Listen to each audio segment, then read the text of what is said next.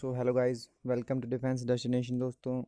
तो आज की वीडियो में हम बात करने वाले हैं जो पीएसएल एनरोलमेंट जो आएगी उसके बारे में। 2020 इनटेक की जो एनरोलमेंट जो 9 तारीख को आने वाली है उसके बारे में बात करेंगे। तो बेसिकली मैंने पिछले वीडियो में बोला था आपको कि ऐसा हो सकता है, दो चांसेस है, दो तरीके हैं, दो काम हो सकते हैं। फर्स्ट कि तो सबका आएगा, ठीक है, या फिर कुछ रैंकिंग में बढ़ोतरी मिलेगी। लेकिन है ना, मैंने आपको बताया था कि जून के फर्स्ट वीक में इस चीज़ का डिसीजन हो जाएगा कि आपकी सभी का जो ज्वाइनिंग आने वाला है या नहीं आने वाला। तो बेसिकली अच्छी खबर लग रही है मुझको, क्योंकि जो है आपको पता ही होगा कि पेपर जो है वो एग्ज़ाम पोस्टपोन्ड हो चुका है, फिर से डिले कर दिया है। फर्स्ट वीक में जो इन्फॉर्मेशन देनी थी जून के में, वो कर दिया लास्ट वीक में। कहने का मतलब अभी या तो एग्ज़ाम जुलाई के लास्ट में, ठीक है, या तो एग्ज़ाम जुलाई के लास्ट में या फिर अगस्त के फर्स्ट में, ऐसे चांसेस हैं कि हो सकता है, ठीक है। तो ये आपके लिए एक बहुत ही अच्छी न्यूज़ है। क्यों है? क्योंकि एक जो बैच है, एक बैच जो हो मिसिंग हो रहा है, ऐसे खाली निकल रहा है एक बैच। तो खाली निकलेगा तो उससे क्या करेंगे?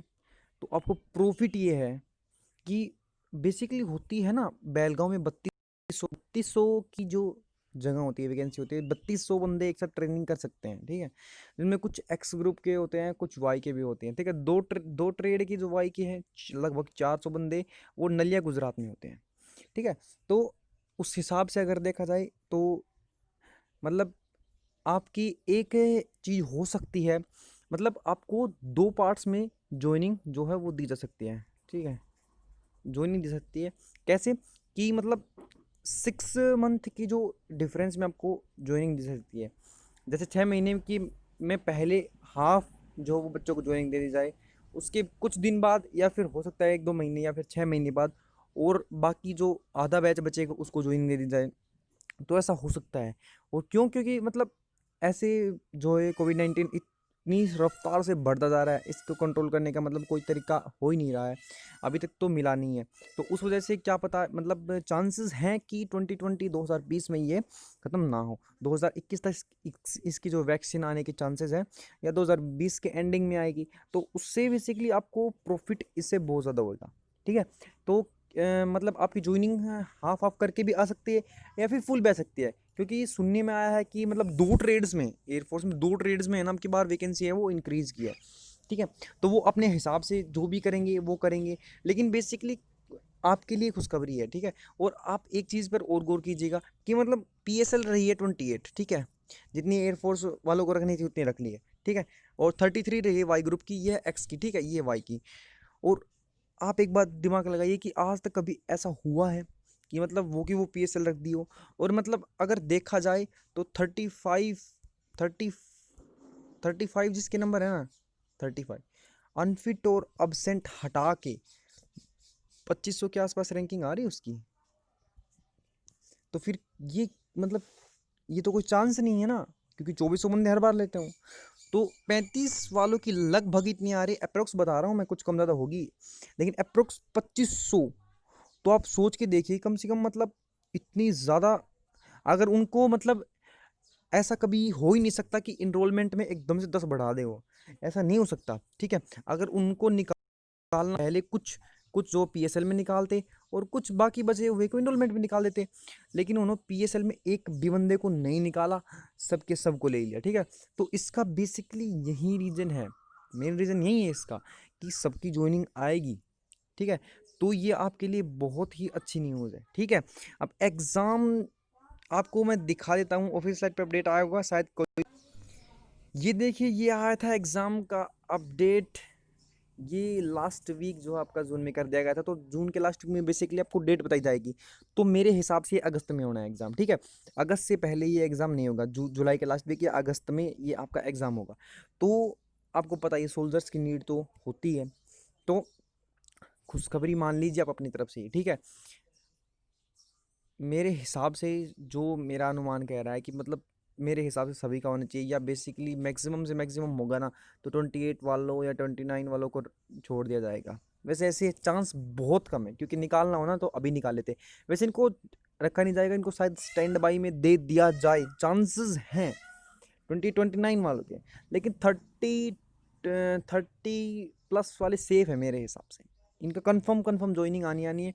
और बाकी तो आपको पता ही, एयरफोर्स कुछ भी कर सकता है, तो 9 तारीख को ही पता चल जाएगा। पर मेरा व्यू ये है कि मेरे हिसाब से सबकी ज्वाइनिंग आनी चाहिए। मैंने पिछले वीडियो में बताया था आपको कि एग्ज़ाम मेरे हिसाब से नहीं होगा अभी, ठीक है, क्योंकि जून के फर्स्ट वीक में ज्वाइनिंग, जून के फर्स्ट वीक में अपडेट आना था।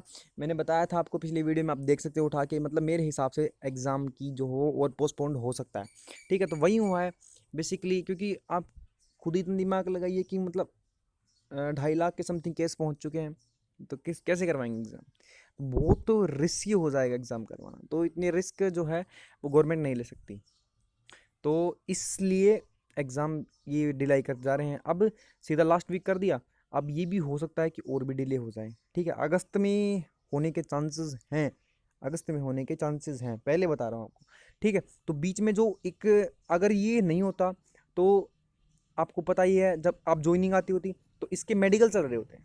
जब ज्वाइनिंग आती है ना, तो उस टाइम इसके फिजिकल हो लेते हैं, मेडिकल की प्रोसेस चलती रहती है, या फिर मेडिकल की डेट वेट मतलब आसपास ही होती है, फिजिकल कंप्लीट हो लेता है, ठीक है। जब इसके जूनियर लेटर आते हैं तो फिजिकल कंप्लीट हो लेता है, एनरोलमेंट तक मेडिकल चलते रहते हैं, मेडिकल भी कंप्लीट हो लेते हैं, कुछ के हो लेते हैं, मतलब चलते रहते हैं मिडिल में। तो आपको इससे पता चल जाएगी, मतलब एक बैच जो वो मिसिंग जाएगा, तो उससे है ना वो दिक्कत आएगी, फिर अगले में भी डिले होगी। बेसिकली जब अगस्त में इसका एग्ज़ाम होगा तो पूरा शेड्यूल चेंज होगा इसका, ठीक है। अगस्त में जब एग्ज़ाम होगा, कितनी ही स्पीड ये कितनी फास्ट करवा लो, लेकिन कुछ टाइम तो लगेगा ना, ठीक है। थोड़ा कम लग जाएगा, 1 महीना और कम लग जाएगा, तो यही बात है। तो उससे अगले पेपर में इतना डिले हुआ, तो इसमें है ना बीच में वैकेंसीज एक भर्ती निकल जाएगी, तो उसके जो बच्चे हैं वो इसी में ले लेंगे। तो इसीलिए इन्होंने है ना ये नहीं बढ़ाया। और रैली में भी आपको पता है अब की बार ज़्यादा कैंडिडेट लिए गए हैं, तो बस यही कारण है बेसिकली। कोई ज़रूरी थोड़ी ना था इनको यार पीएसएल में, पीएसएल को बढ़ाया है तो वहीं रखा है, वहीं रखा है। तो आपके लिए ये मान लीजिए, आप बेफिक्र हो जाइए, आपको पॉजिटिव ही मिलेगा 9 तारीख को, ठीक है। तो बस यही बताने के लिए जो है वीडियो बनाया था। होप सो अच्छा लगा होगा, आप सेटिस्फाई हुए होंगे इस वीडियो से। तो अच्छा लगा हो तो लाइक ज़रूर कीजिएगा और कमेंट ज़रूर कर दीजिएगा, क्योंकि हर कमेंट का रिप्लाई है ना मैं देता हूँ, ठीक है। तो कमेंट ज़रूर से ज़रूर कीजिएगा, मोटिवेशन मिलता है। लाइक कीजिएगा और शेयर ज़रूर कीजिएगा। एक चीज़ मैं देखिए, मैंने बताना चाहता हूँ आपको कि मतलब व्यूज़ इतने ज़्यादा, मतलब 1-2 हज़ार व्यूज़ आ रहे हैं और सब्सक्राइबर यार बढ़ ही नहीं रहे हैं।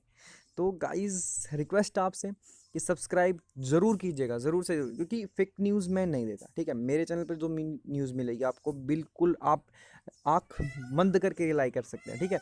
और मैं पहले ही बोल देता हूँ कि मेरा आइडिया है, तो बेसिकली मैं है ना ऐसे बकवास नहीं करता है, ठीक है। और मेरे चैनल पे आपको ऐसा नहीं मिलेगा कि एक दिन से 5-5 वीडियो, 7-7 वीडियो, नहीं नहीं। अपने को मतलब ऐसे नहीं है कि पैसों के लिए कोई वो नहीं है अपने को, ठीक है। तो मेरे को व्यू ऐसे लेने के लिए 7-7 वीडियो बनाने की ज़रूरत नहीं है, ठीक है। काफ़ी चैनल हैं, काफ़ी मिलेंगे आपको, एक दिन में 5-5 वीडियो एक ही टॉपिक के ऊपर घसीटते जा रहे हैं उस टॉपिक को, तो वैसा नहीं है अपने के ऊपर। तो जैसे ही अपडेट आता है ना तभी मैं इन्फॉर्म करता हूँ, उससे पहले कोई मतलब नहीं है वीडियो बनाने के, ठीक है। तो बस होप सो यही बताना था आपको। तो चैनल को सब्सक्राइब, लाइक, शेयर ज़रूर कीजिएगा। वंदे मातरम, जय हिंद।